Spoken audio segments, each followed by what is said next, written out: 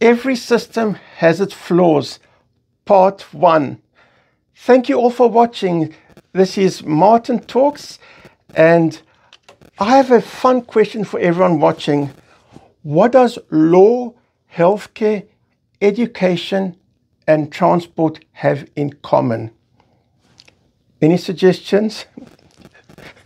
What they have in common, as well as many other systems, is try as we might, we cannot have a perfect system. Any system has some blemishes somewhere, and try as we might, it's just never quite perfect. And though I stand by my belief very much that there's never a perfect system, there is a danger in that belief. And that danger is the concept that we don't have perfection can be used as an excuse for anything.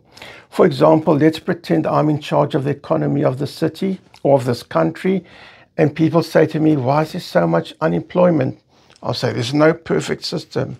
How come so many people have lost their jobs this month? No system's perfect. How come this problem, that problem? No system's perfect. So that's the one problem with my belief. It can be used as an excuse. So it's about putting into the right context, and the object is to reduce the amount of flaws as much as possible. I'm going to just make one example of a system, and that's the transport system of a city, the buses or trains or whatever, and deciding what fare to charge for all the people who use the transport system. I'm just using that as an example of a system that's not perfect. I'll just give one example of a transport system, what's called the TTC, that's the Toronto Transit Commission, that's what it stands for in Toronto. And generally it's a flat fare. There are some exceptions to this rule, but generally with that transport system, you pay the same amount if you're going to the next stop or to the other end of the city. And of course, there are other options to this. There are monthly passes, and there might be exceptions to that rule that I just said. But in general, it's the same price no matter how far you're traveling. In my opinion, the TTC, that's the Toronto Transport System, is extremely efficient. It's relatively clean and safe compared to many other cities. The one reason why it takes so long sometimes, it's not because something's wrong with the transport system, it's because the city is so huge. So that's just one example of a way of charging. So to show that there's going to be no perfect system, but we're going to try our best, I invented this fictitious city called Transitania.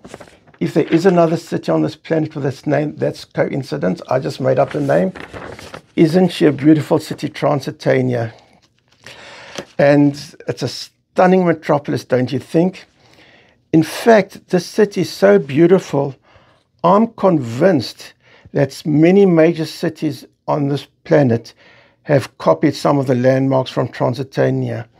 I believe Toronto, Paris, and Brussels have copied landmarks from Transitania. So we have to investigate that issue. I don't know how one copies from a fictitious city, but anyway, so that's this beautiful city called Transitania. And this is the transport map of Transitania.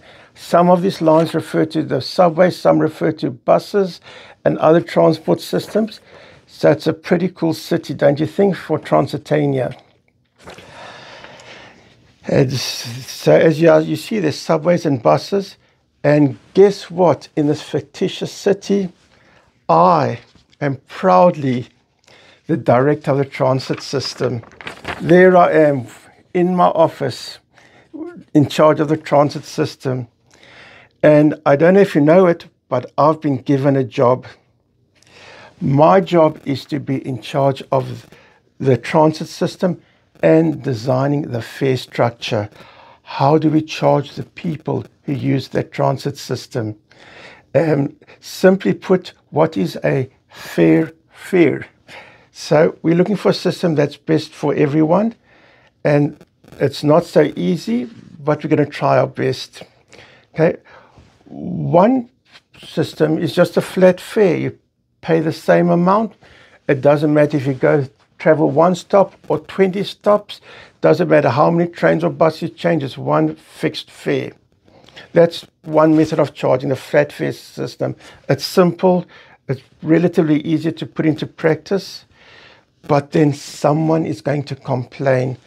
Someone says, wait a minute. I go to work every day and I travel just 2 stops. That person travels 30 kilometers and goes through, like, I don't know, many stops, and we pay the same.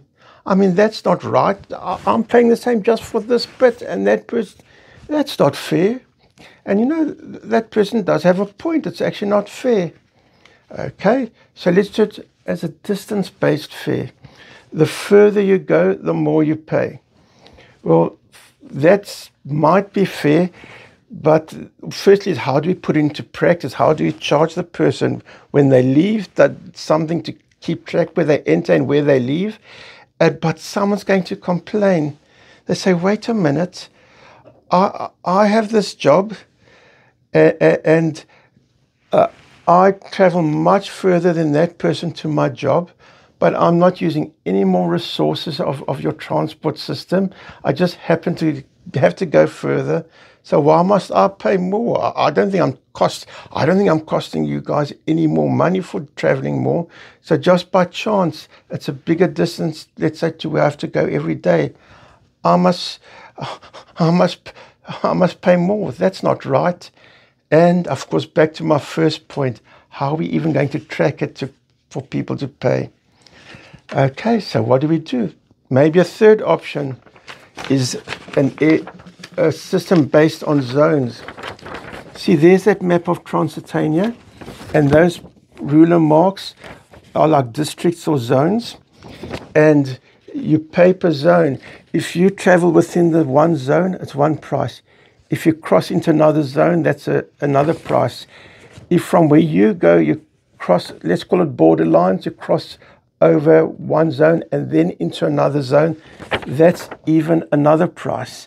So that's one method of doing it. That's sort of in between a flat fare or by distance, by zoning. And someone says, hey, someone's complaining. He says, that's not fair. I just have to do this little bit. I go to my job every day. I travel this extra little bit. And that person travels 15 kilometers. But because my little bit crosses a zone, that next stop is the next zone. And that person's 15 kilometers is all in the same zone. But I'm paying more for that than that person. Extra for that little bit of distance. That's not fair. And you know, that person has a point. So what other method? Maybe we do it per vehicle you travel in. Let's say you take this train, then you take that train, then you pay for 2. If I take this bus, and then that bus, and then that subway, well, then we pay for 3. So that's by the number of vehicles. And then we're getting another complaint. Someone said, that's not right. I travel 10 kilometers. My neighbor travels 25 kilometers. But my neighbor uses the same train, the same subway throughout. And I have to make a few changes. And I'm paying so much more than him for a much smaller distance. That's not fair. Okay. So what's next? A time-based system, like you clock in and clock out. Another complaint. This is similar to the one with distance. Someone says, my neighbor has a job and I have a job, and just because my job is so much further, it takes so much more time, I have to pay so much more. And I don't think I'm using more resources than he is. And what about time? The next issue is, what about time waiting between trains and buses? And how does one keep track? So that doesn't work. So the conclusion is, there is no perfect system. And as I said, each system has its trade-offs. But I have been given that task of finding the best system for this city called Transylvania. And I cannot run away from that duty. So I have to think about it, find a system that seems to work as best as we can. And please stay tuned. In part 2, I will show you what I believe is the best system I can come up with. Thanks for watching part 1 and see you in part 2.